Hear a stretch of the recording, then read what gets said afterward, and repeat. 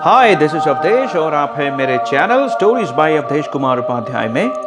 और डरावनी कहानी खंडहर के पिछले 2 एपिसोड्स में आपने देखा कि कैसे सुदूर गांव का रहने वाला विद्यासागर एक सरकारी नौकरी की ज्वाइनिंग के लिए पीलीभीत शहर आता है, पर आर्थिक तंगी की वजह से वो एक खंडहर में रहने को मजबूर हो जाता है, जहां उसे कुछ रहस्यमयी लोग दिखते हैं।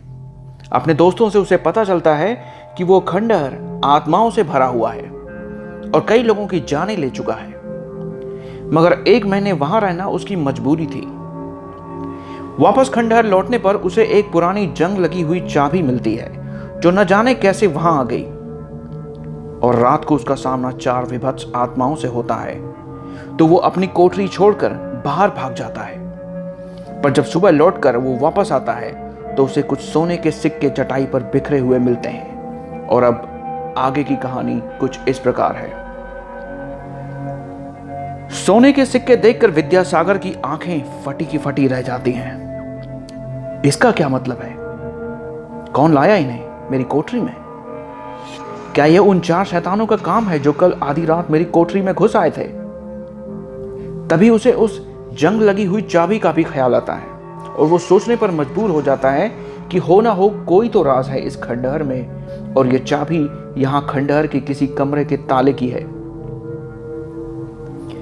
बेशक सोने के सिक्के भी यही हैं, वरना इन्हें खंडहर में कौन लेके आता? और उन शैतानों ने अब तक उस पर कोई जानलेवा हमला नहीं किया है। इसका मतलब वो मुझे नुकसान नहीं पहुंचाना चाहते हैं। पर चाबी और सिक्के देखकर वो क्या कहना चाहते हैं और बार बार वो सारंग का नाम क्यों बुलाते हैं? यह सब एक पहेली थी।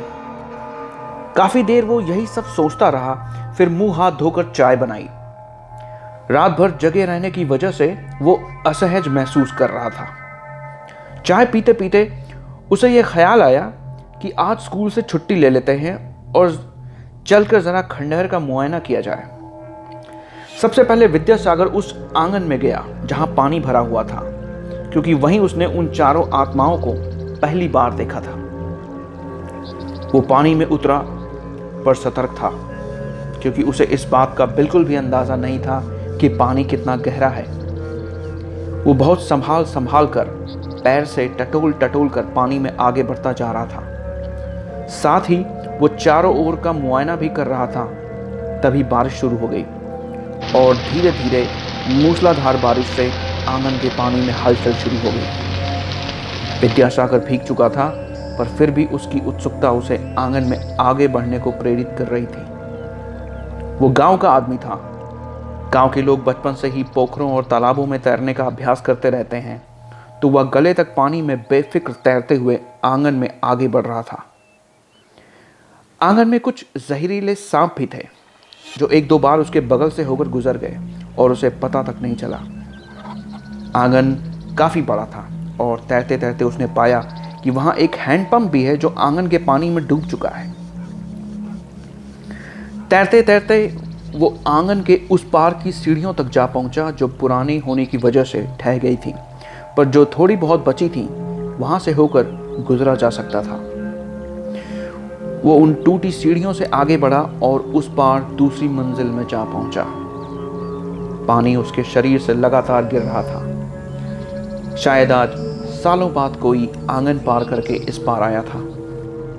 जगह जगह मकड़ी के जाले और सीलन थी। फर्श जगह जगह उखड़ चुकी थी।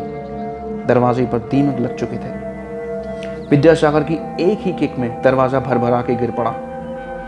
विद्यासागर कमरे में इस उत्सुकता से घुसा कि सारे राज उसी कमरे में है, मगर कमरा बिल्कुल खाली था। सिर्फ बरसाती कीड़े, मच्छर और मकड़ी के जालों के सिवाय उसे कुछ नहीं मिला।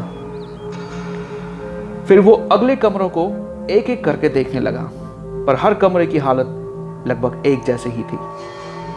इसी तरह उसने ग्राउंड फ्लोर के भी सारे कमरे एक एक करके देख लिए, पर वहां भी कुछ नहीं मिला। ये सब करते करते 11 बज गए।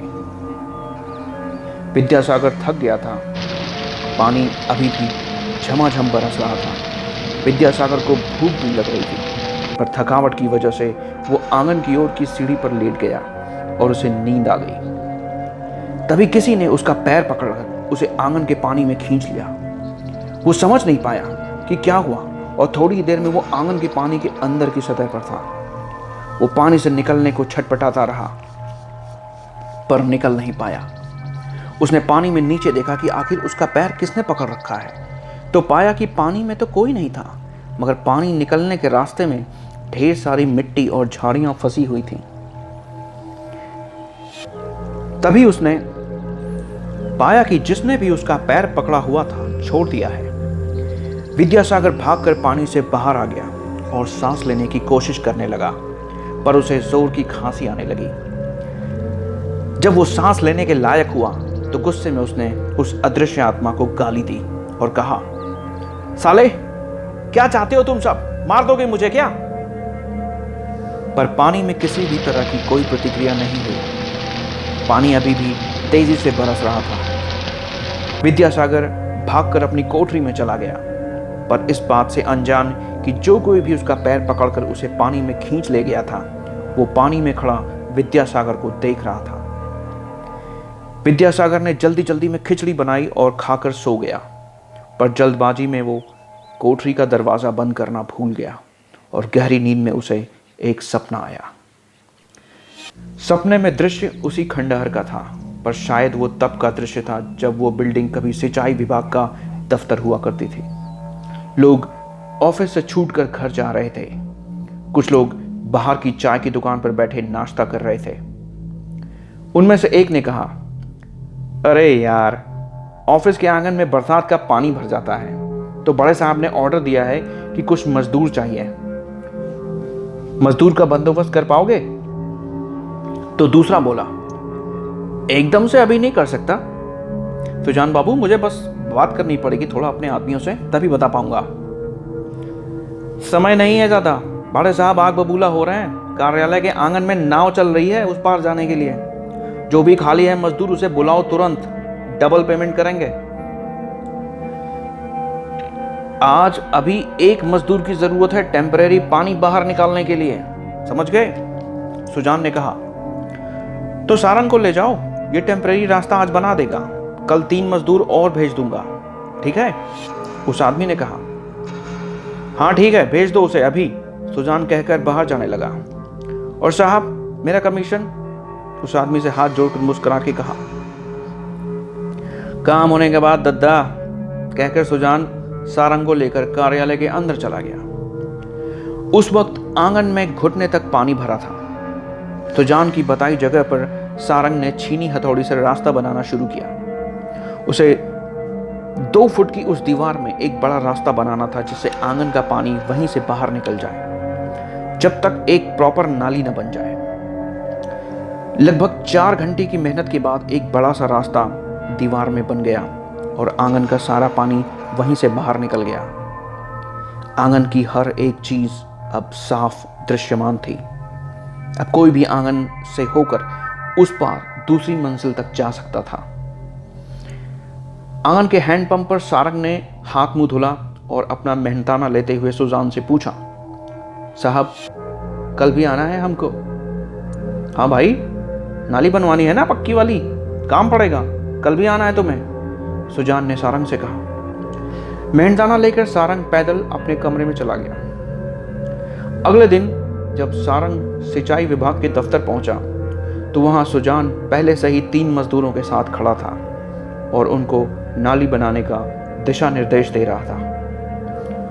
अब बस सबको जमीन खोदनी थी और नाली का रास्ता बनाना था। सुजान बोला, आज संडे है तो कोई भी कर्मचारी यहां नहीं आएगा, पर मैं बीच बीच में आता रहूंगा। शाम को रोज सबकी पेमेंट होगी, कम से कम 3-4 दिन तो लग ही जाएंगे। उसने सबके नाम एक डायरी में डेट के साथ नोट किए, जो इस प्रकार थे, सारंग, विपिन, नंदलाल और सुगना। चूंकि खुदाई में 4 मजदूर थे तो काम जल्दी हो रहा था। नाली 5 फुट गहरी बनाई जानी थी। सुजान वहां से जा चुका था और मजदूर पूरी मेहनत से अपना काम कर रहे थे। दोपहर के 1 बज रहे थे कि तभी एक मजदूर का फावड़ा मिट्टी में किसी कड़ी धातु से टकराया, इस टक्कर से जोर की आवाज हुई जिसने बाकी मजदूरों का ध्यान भी अपनी ओर खींच लिया। यह किसी किस्म का बंकर था जो लोहे के दरवाजे से बंद किया गया था। मजदूरों में उत्सुकता जागी कि आखिर ये क्या चीज है, क्योंकि अपने जीवन में उन्होंने ये पहली बार देखा था। लोहे के दरवाजे पर कुछ गुदा हुआ था जो शायद ब्राह्मी लिपि में खुदा हुआ था, पर किसी को भी ब्राह्मी लिपि नहीं आती थी। उस लोहे के गोल दरवाजे पर दुनिया भर की गीली मिट्टी चिपकी हुई थी। वो न जाने कब से वहां मिट्टी के नीचे दबा था। मजदूर उस लोहे के ढक्कन को वहां से हटाना चाहते थे, पर वह सदियों से दबे होने की वजह से जाम हो चुका था। सारे मजदूर जुट गए उस दरवाजे को खोलने के लिए। सब उत्सुक थे ये जानने के लिए कि आखिर नीचे क्या है। सब ने जोर लगाकर छीनी हथौड़ी की मदद से लोहे के दरवाजे को हटाया। यह दरवाजा एक तरह का ढक्कन था जमीन के अंदर जाने के लिए। मजदूर ये सब देखकर रोमांचित हो रहे थे। वो लोहे का ढक्कन हटाकर एक एक करके नीचे उतर गए। वहां सीढ़ियां थीं। ये एक तरह का तहखाना था, पर वहां धूप अंधेरा था।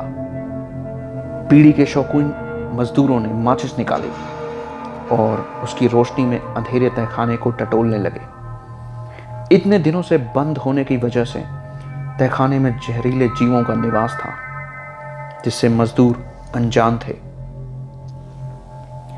अंदर की दीवारों से लग रहा था कि जैसे उन्हें चट्टानों को काट कर बनाया गया था। तभी सांपों के हिस्स की आवाज से सब ठिठक कर रुक गए।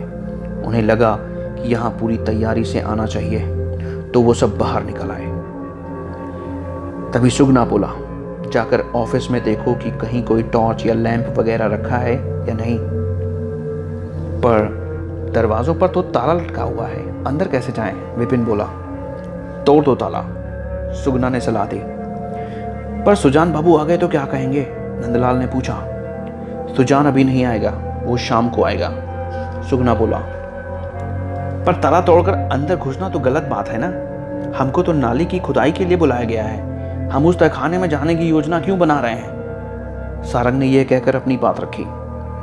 क्या पता तहखाने में कोई मूल्यवान चीज हाथ लग जाए तो? सुगना ने भी अपनी बात रखी। उस तहखाने में सांपों के अलावा और क्या हो सकता है? सारंग ने पूछा।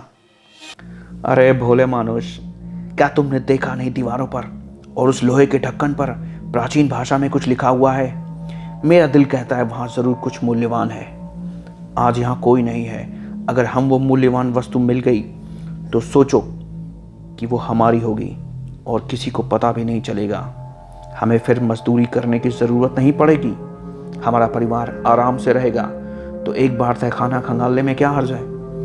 अगर सुजान बाबू यहाँ आ गए तो हो सकता है सब जान जाएं इस तहखाने के बारे में, फिर हमें ठेंगा मिलेगा। तो एक बार देखने में कोई हर्ज नहीं है, सुगना ने सलाह दी। बाकी मजदूरों को भी ये बात भा गई।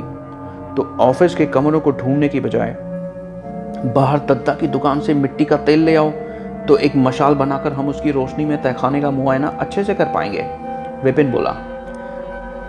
बाहर वालों तक ये बात नहीं जानी चाहिए। हमें जो करना है जल्दी करना है। तो जाकर कमरों में रोशनी का सामान ढूंढो, सुगना ने सख्त होकर कहा। कमरों के ताले तोड़े गए और थोड़ी ही देर में 4 लैंप का बंदोबस्त किया गया। मिट्टी का तेल, डंडे वगैरह लेकर लैंप की रोशनी में वो दोबारा उस तहखाने में उतरे। कुछ देर तक तो बस सांपों को ही मारते रहे। फिर तहखाने में यहाँ वहाँ घूमकर उस जगह का मुआयना करने लगे। तहखाने की दीवारों पर ब्राह्मी लिपि में यंत्र उकेरे गए थे। जमीन उबड़ खाबड़ थी और थोड़ी थोड़ी देर पर सांप बिच्छू दिख जाते थे। ये जगह एक तरह की भूल भुलैया थी, जहां थोड़ी ही देर में सब एक दूसरे से अलग हो गए, पर सिर्फ सारंग ही सही जगह पहुंचा। वो एक लोहे का दरवाजा था जिस पर किसी तरह का यंत्र खुदा हुआ था।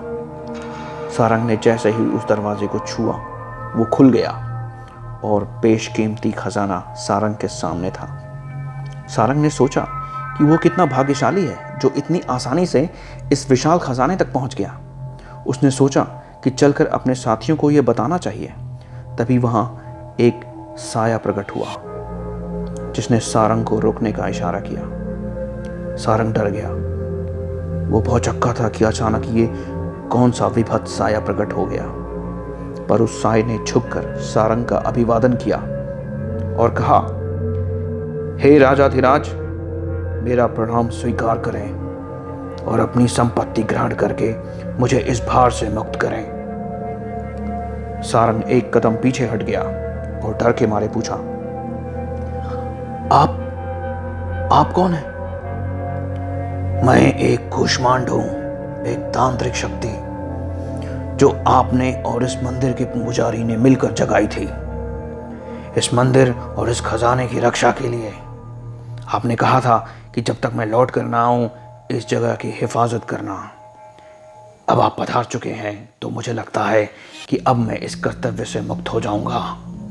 कूष्मांड ने कहा, मैं समझा नहीं, मैं तो यहां पहली बार आया हूं। सारंग ने कहा, आप भले ही शरीर बदल लें पर आपकी आत्मा अब भी वही है। मैंने हजारों वर्षों से आपका इंतजार किया और आज वो समय आ गया।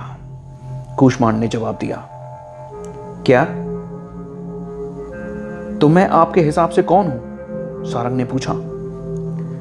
आप हमारे महाराज राजा अधिराज हैं, जो शुंग वंश के आक्रमणकारी राजाओं से मंदिर की रक्षा के लिए उनसे लड़ते हुए वीर गति को प्राप्त हुए। प्रजाहित और अपनी धरोहर की रक्षा के लिए आपने हर वो प्रयास किया जो आपसे बन पड़ा। कूष्मांड ने बताया, ये सब जानकर मुझे खुशी हुई। सारंग ने आश्चर्य से कहा, महाराज, आपके साथ जो 3 अन्य लोग इस मंदिर में आए हैं वो विश्वासघाती हैं, जघन्य हत्यारे हैं, जिन्होंने निरीह लोगों की हत्याएं की हैं।